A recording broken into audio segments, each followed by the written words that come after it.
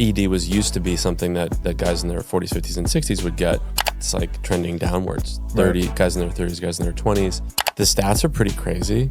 30% of guys in their 20s are having some sort of ED issue at some point. Damn. And then it sort of scales up 10% per every decade after that.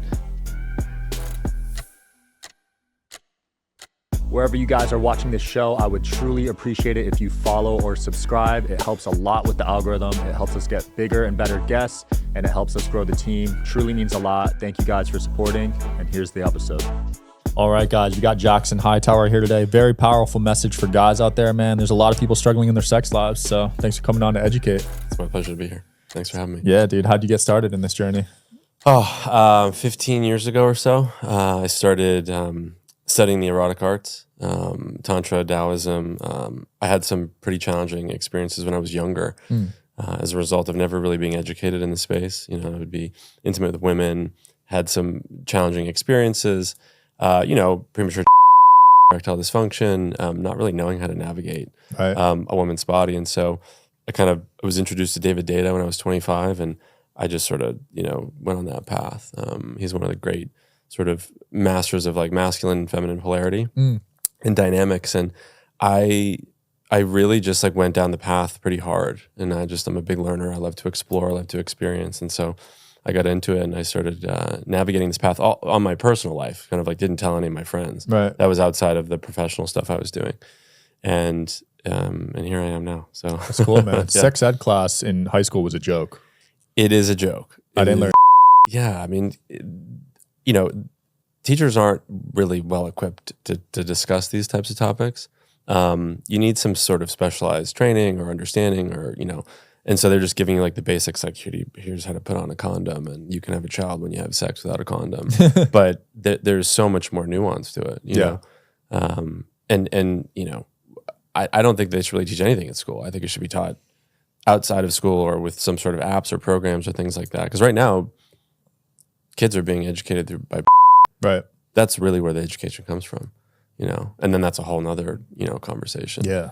But yeah, it was a joke, Yeah, I feel like right now it's almost like a sex epidemic of just guys that are just struggling. Yeah. Even in their 20s, you were talking about. Yeah. So my DMs, I would say 25% of them are guys in their 20s who are addicted to and have erectile dysfunction. And so it's actually called induced erectile dysfunction. ED was used to be something that guys in their 40s, 50s, and 60s would get, much more common. And now it's like trending downwards. 30 guys in their 30s, guys in their 20s. The stats are pretty crazy. Like you're looking at, 30% of guys in their 20s are having some sort of ED issue at some point. Damn. Yeah, which is a lot. And then it sort of scales up 10% per every decade after that.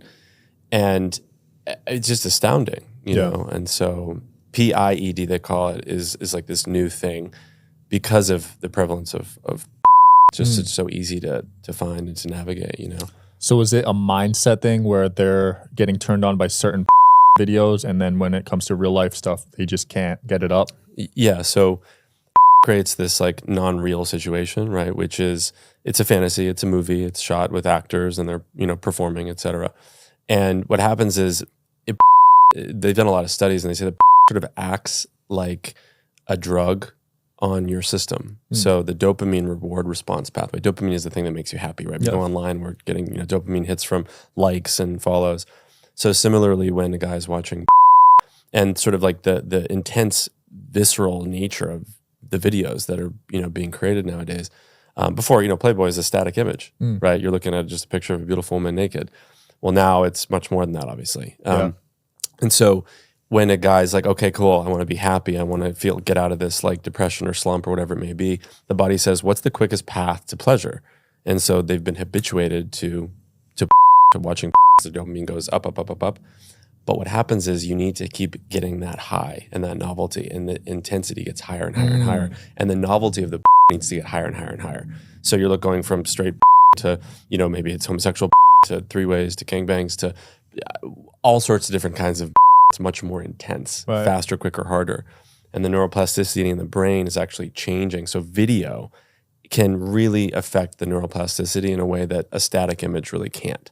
So the brain chemistry is actually changing.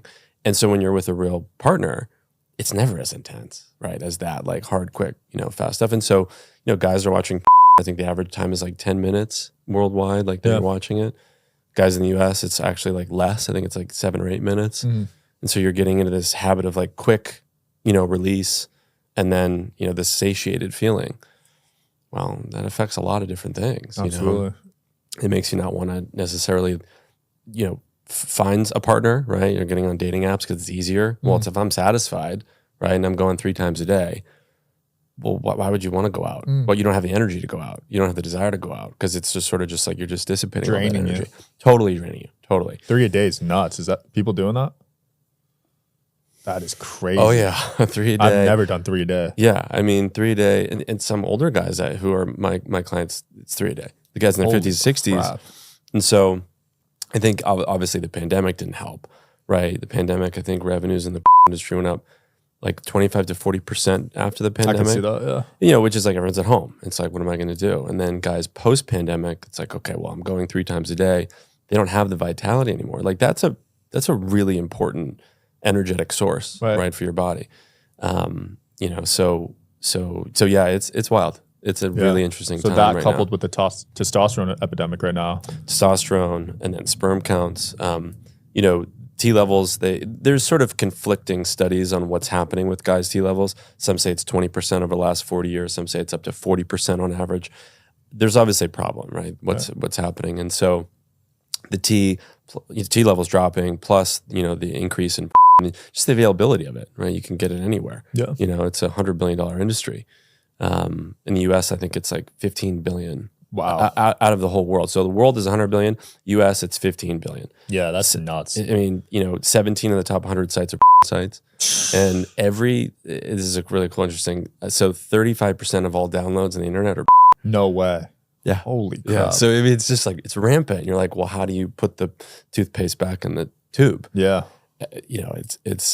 It's challenging, right? And so it's like, how do you educate guys more of like, here's what's going to happen. Here's what may happen as a result of this, right? And that's sort of where I spend a lot of my time, which is just like, let's just, look, you're not going to close in a day. That's not going to happen. It's a big, big Titanic ship, but you got to let people know here are some things that may happen as a result of what it is that you're doing. So making smarter decisions, Absolutely. Yeah. Do you feel like the way they're prescribing ED now with Viagra and Cialis is kind of not the way to go about it? Yeah. So my motto is like as natural as possible for as long as possible. Obviously, pharmaceutical drugs have their benefits at certain times. What I'm seeing is the prevalence of the younger guys is creating this induced ED, right? And then companies like Hims and Roman and all these other pharmaceutical distribution companies, because that's what they are, they're just hammering sildenafil to tadalafil, generic forms of Viagra on younger guys. And then what happens is, younger guys like, oh, I have ED, I'll take Viagra. Well, the psychological dependency that you get once you start taking a Viagra type product, I mean, you can't not take it. I mean, what it does for you, if it's working, right? It doesn't work for everyone, but if it does work for you, like it's giving you a massive, embellished experience of what you're actually really capable of. And so you're like, well, if you're with a girl and you're taking Viagra and being intimate with her, and then you stop, she's gonna be like, what happened? Right? True. And so you get in this psychological state of like, I have to have this in order to perform.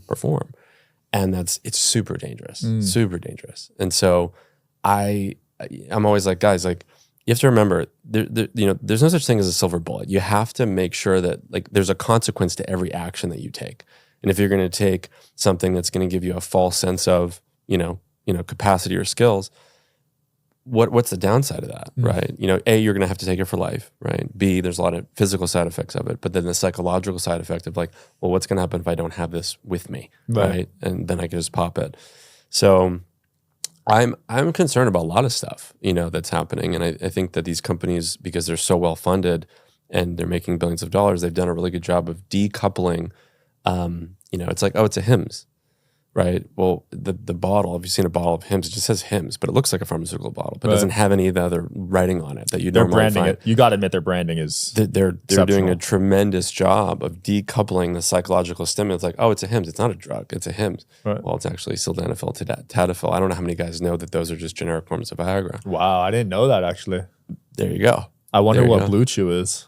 it's a generic form of Viagra. I see their ads all the time on podcasts. Yeah. So, that's what these companies are doing, and they do a great job with marketing, and, that's their job. And obviously for certain people who need it, like, that's fine.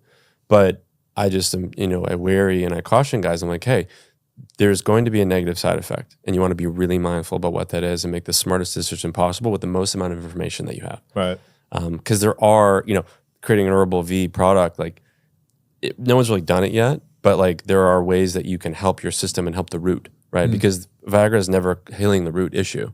If your issue is circulation, or if your issue is the mental state and the addiction to the you're watching, you're never healing what's going on with you. Right. So you're just sort of symptomatically, okay, I'll just take this.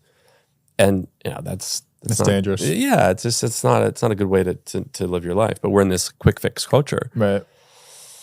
Scary. Yeah. So yeah. people with this PIED, this induced erectile dysfunction, when they cut the out, does that solve the problem, or is it still there? No, so the answer is yes. And the amount that they've been entrained and habituated in their body for that period of time, like, usually determines how long it takes them to get back onto a normal cycle. Got it. Sometimes it could be, a couple months. Sometimes it's a year. Depends on how much, they go, right? I have guys like, hey, I'm addicted to I've been watching since I was 14. I go 3 times a day and I'm 24. I'm like, damn, wow. That's crazy. Think about the cumulative effects of that on your body. So Right. I can't tell you this is how long it's going to take, but I can say you have to start now and look forward, right? And when you start now, it's like you also have to, get your diet right. You have to get your, get off your ass and not have a sedentary lifestyle. If you're obese, you have to like lose fat, right? Because that's going to help with testosterone. And also doing other things, exercises and things like that, taking herbs that are going to help your internal system, get to a place where you need them to be. Yeah, it's a full approach. It's not just one Holistic approach. Absolutely. It's not like a little silo where it's like, you can just focus on that. You got to do everything. Yeah. Right. Mental, physical, spiritual. Absolutely. Yeah. I want to dive in the spiritual side. You mentioned sexual energies earlier. Yeah. I'm actually a believer in that. Yeah. Because there's these people hooking up with new people every day. I think that's kind of toxic to their body. Yeah, I mean, there's this belief that like there's obviously karma. You're exchanging DNA. You're exchanging energies when you're intimate with someone, right? You're literally like inside of a woman, right? Yeah. And so there's a lot to be said for that. You want to be mindful that you're not doing it frivolously. You want to be mindful that you're doing it with someone that you actually have a connection with. Obviously, that's sort of like the most sort of enlightened path, right? Which is like being really mindful. Yeah. And there's also the path of like, trying to learn and explore and trying to get to know how to navigate, a partner. But yeah, there is a lot to be said for the sacredness of sexuality. And so, obviously I've gone through my 20s and my 30s. I've had a lot of experiences. And so then as you learn about some of the stuff I've learned from Taoism and Tantra, you start to have much more mindfulness about your sexual experiences. And it actually became a lot more of no for me as I've gotten older. Whereas when I was younger, you don't really know that sort of stuff. I never learned about these things. It's like, cool, let's go have fun. But as you get older, it's like, okay, actually, let's what are we doing here, right?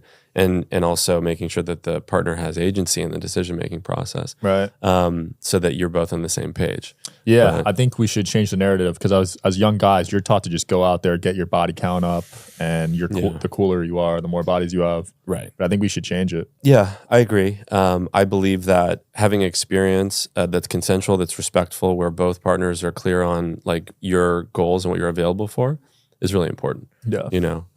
If you're not available for a relationship, and that's something that you need to communicate that at the beginning and allow the partner to have agency in the decision whether they want to engage or not. And then also being much more mindful about, kind of like how many or, like dating around or whatever it may be, just being clear with your communication with people so that they have an awareness of what's going on. Because sometimes, a guy would be like, oh, I don't want anyone to know that I'm, into dating 3 different, women or whatever it is.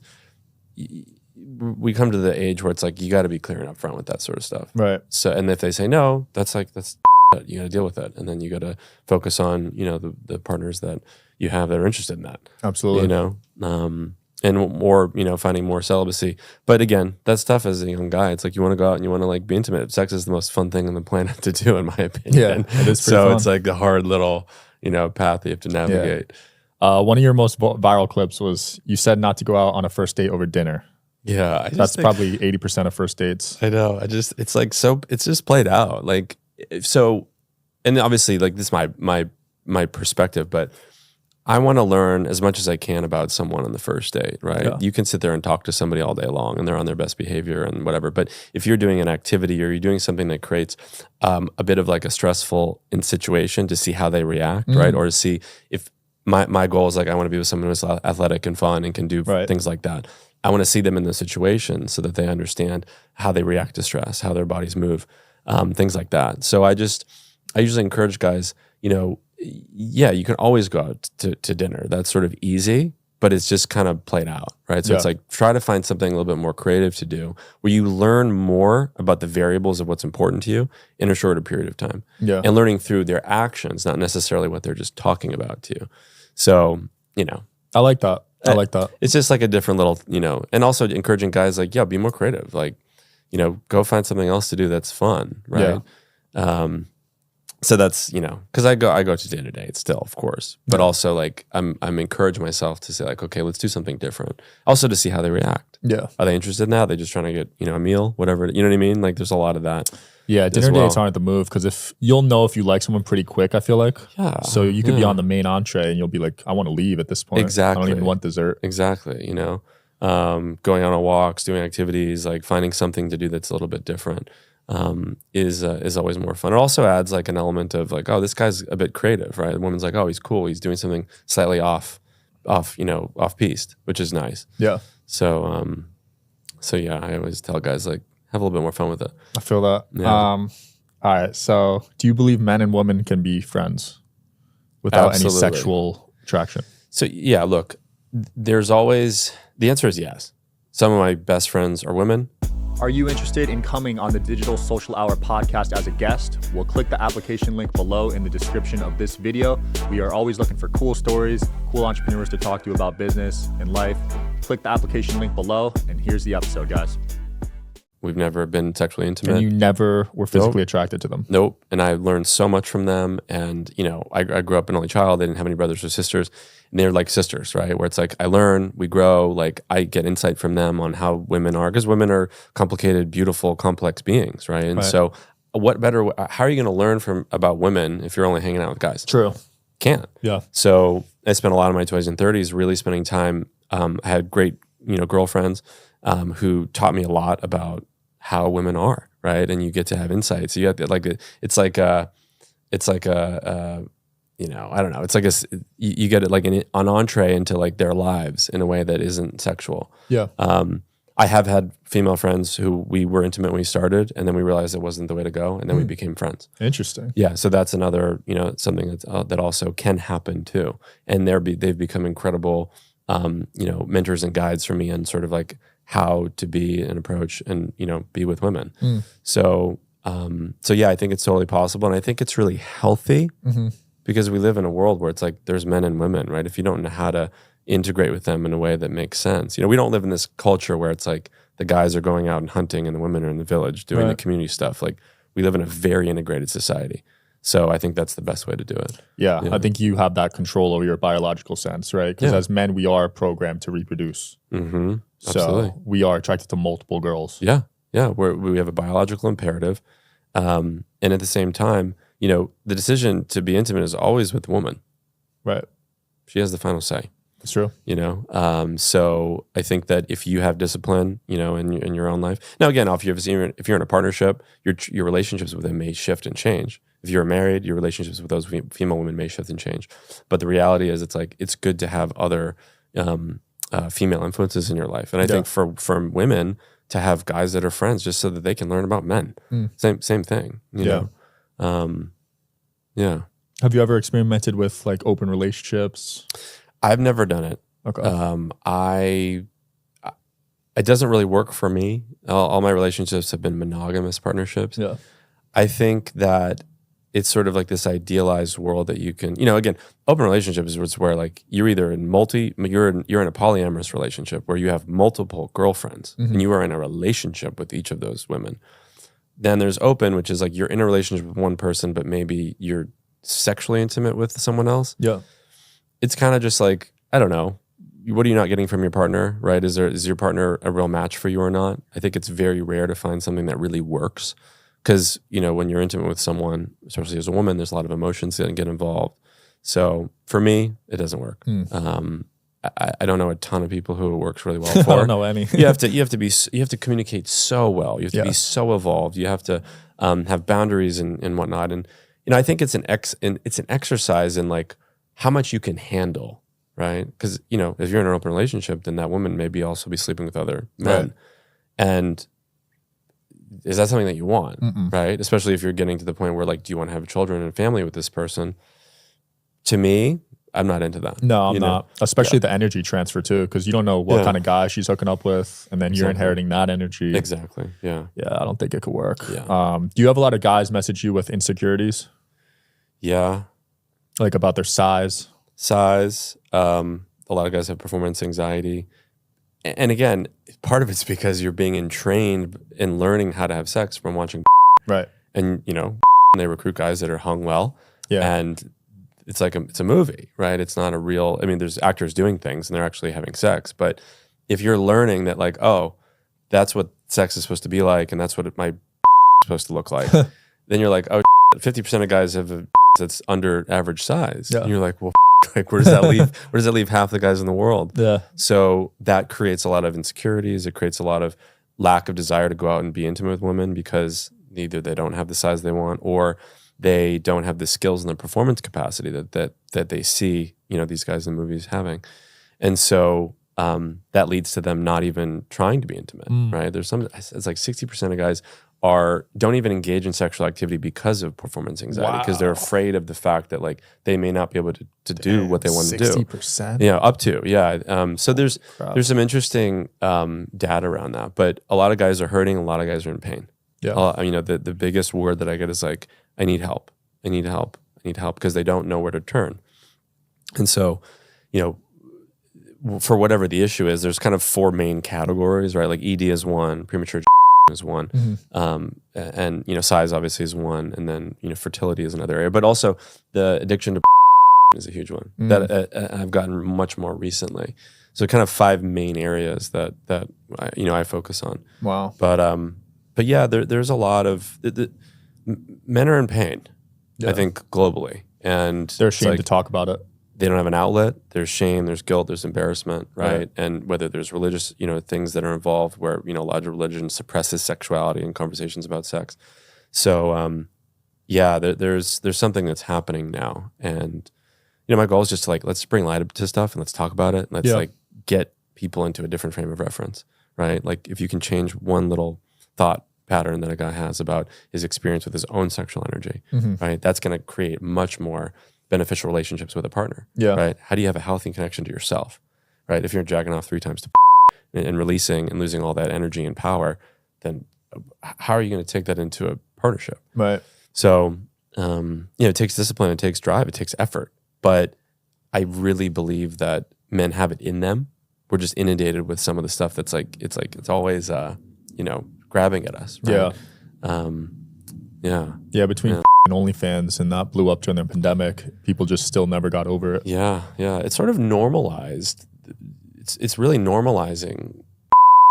I think on Instagram, I get 50 messages a day for my spam. Yeah, and so it's a fascinating world and this quick dopamine hit, and I don't know where it's gonna go. It's scary, man. It's alarming. No, it is. I discovered on accident. That's how it should be, right? Yeah. You shouldn't be just blasted with it on social media. Yeah. You know? And DMs and they're like, oh, check out this page, and you click through and you go through to their OF and you're like, okay, wow, that's, Yeah. It's scary, dude. And a lot of people can't last long and they think because of videos that they need to last an hour. So they bust in like you said, a minute. Yeah. Premature. So they're getting habituated to, they find the video, they're doing their thing. And then your body, it's like muscle memory, right? If you're habituating yourself to quick, intense release, well, and the average watch time is 10 minutes globally. In the US, it's probably less than 8. So it's how are you going to perform?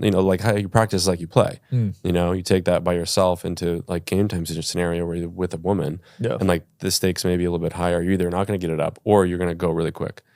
25% of men experience premature, and then I think about was it like 15 to 25% of men experience performance anxiety in some capacity? That's 40% between those two alone. And then ED on top of that, and you're like 20 and 30% roughly at like between 20 and 30 years old. So like our odds are not in our favor. Yeah, that's for like 70%. And by the way, it takes a woman like 14 to 25 minutes in order to have really of like foreplay and sexual activity for the most part. Crap. And these are sort of obviously averages and generalities, but like you put all these things in play and you take the woman needing much more time.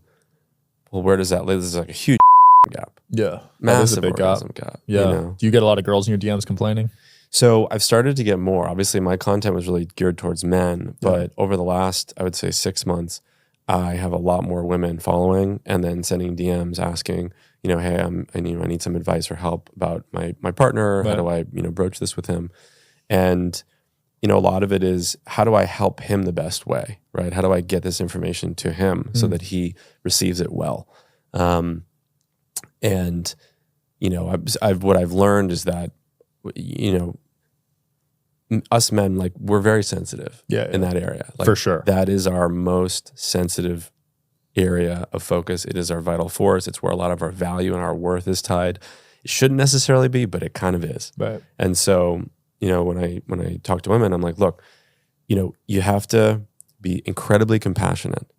You have to stroke their ego in that area and find something that they're good at and talk about that first.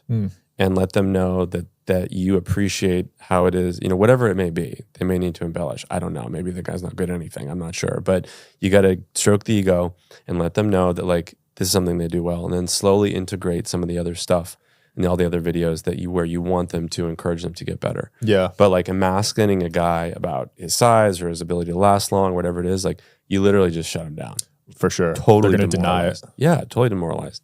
And it's painful and it's really hard to recover, I'm sure there's guys out there who've ever been like, oh, like, you're not big enough or you didn't last long enough. Like it just stays with you, right? And it torments you and you can't get it out of your head, and so it takes a lot to be able to like work through that, right? Yeah. And obviously it takes a lot of work, and discipline on yourself of like, okay, well, how do I get better? How do I get bigger? How do I last longer? And it's just like going to the gym. You don't just like look at the mirror and magically build muscles. You got to work. You got to put in the work. You got to put in the time and the effort. Doing exercises that seem weird, but like, guess what? Like it's effective. Yeah. So. Absolutely. Yeah. There's a lot of people right now in their 20s and 30s and 40s trying to have kids right now. Yeah. And they can't. Yeah. Yeah. I mean, sperm counts. There was an Israeli study, I think, that they said like sperm counts have dropped 50% since 1972. Wow. Which is like astounding, right? And so you get into, well, how much of infertility is because of men, right? And how much, because everyone thinks it's the women's issue. Well, it's not always the women's issue. I think 30 or 40% of infertility cases are because it's the male problem. And so, the sperm counts are going down because the T is going down. T is responsible for healthy sperm, right? We're not getting the right minerals in our diet, right? Like zinc, boron, selenium, potassium, sodium. From our diet, we're eating food. We used to get, healthy minerals from food. Right. And since our soil is denatured, we're not getting that as readily anymore. We have a sedentary lifestyle, right? Which, a lot of guys don't realize, but like if you're sitting down all day long, you're nuts. Like you're supposed to be, they're outside your body because they need to be cooler. But if you're sitting in this position where your legs are tight around your body and around your nuts, like you're just hot all the time. So getting up, walking around, being moved, we used to be much more moving around in our culture and our society. And so now, that's an issue as well for sperm. So there's just so many things that are happening all at the same time, right? And you're like, wow, this is a real epidemic, but like nobody's talking about it. No one. Like sperm, T, like infertility, like size, ED, all this stuff. You're like, wow. Yeah. So it's a big problem to tackle. Huge problem. It seems like microplastics and this estrogen being everywhere is also contributing too. Oh my God. So it's like, it's death of 1,000 cuts, right? So when these chemicals are introduced in the United States, they're never, you don't have to do any testing on them, right? Like atrazine, for instance, right? It's a crop that's sprayed on all non-organic crops all around the world. Atrazine is a known estrogenic, like endocrine disrupting factor, which means it has phytoestrogen in its chemical composition. The phytoestrogen gets into your body through food, through water, and then it actually acts like estrogen. So as a guy, estrogen is important, but not at the levels that we have it in our body. And so you have, it basically like caps your, in the simplest way is like, it just inhibits your body's ability to naturally produce testosterone, which is scary. And it's stored in fat. It's hydrophobic, which means afraid of water. So it stays in your fat cells. And, you know, that means that the best way to naturally reduce your increase your testosterone is actually to lose fat, because the estrogen is stored in the fat. Yeah. So if you lose that, then you have less estrogen in your body. But it's atrazine, it's plastics, it's fragrances, it's, you know, sunscreen, it's mycotoxins, it's phytoestrogen, you know, mycotoxins in like mold, like coffee and grains and cereal. You've got things in like what's it called, fungus. You know, it's really it's everywhere. Everywhere. You know, fragrances, plastics, anything that comes in sort of plastic packaging. It's like it all has plastic. Crazy. And they all are, you know, over the past 40 years, it's this proliferation of in our society of all these substances with no regulation. So the United States is the only country that doesn't really regulate anything. Europe has a really good regulations on these things because they're a little bit more evolved and they're less capitalistic than we are, I would say. And even China regulates some of these chemicals, which to me was like astounding. Yeah, like, China? That doesn't make any sense. I didn't expect that. Yeah, so the United States has literally zero regulation on any of this stuff. And so, you know, a lot of these things have been known to cause gonadal changes, hormonal changes in small animals and fish. And so it's like you have to extrapolate that over a human body, right? It just takes longer, but it has the same effects. Right. And so then you get men with much more estrogen in their system.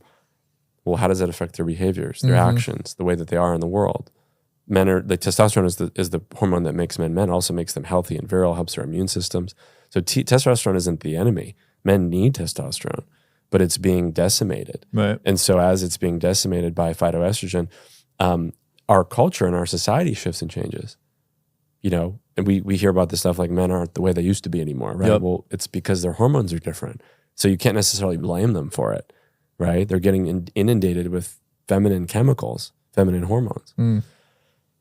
So you do the math, like how does that affect our world, right? And so it's a pretty crazy topic of conversation when you really go meta on it. It is. You know. Yeah, thanks for bringing light to this, man. Anything else you want to close off with or promote? Let's see. Yeah, I mean, you know, I would say guys like being really mindful of the decisions that you make, taking a close account into the effects that is having on you, like getting off the phones, going out in the world, going and talking to women in real life, like getting some, you know, huevos and being like, cool. The worst thing she can do is say no, right? But like having a genuine, honest approach is really important. And don't give up on yourselves, right? If you have problems or whatever, like call it out. Be like, hey, I want to work on this. Find someone to work with you, coach you, etc. Find great influencers who have great, you know, things to say and share. Learn, read, focus on yourself, but don't go in that path of like red pill, blue pill, black pill, where you disengage from society. We don't want that. Right. Like we want you to like engage in society in a healthy way. Love it. Yeah. Thanks for coming on, man. Cool, man. Very educational. Yep. Thanks for watching, guys. Hopefully you learned something. We'll link Jackson's IG below if you want to reach out to him. Otherwise, see you next time.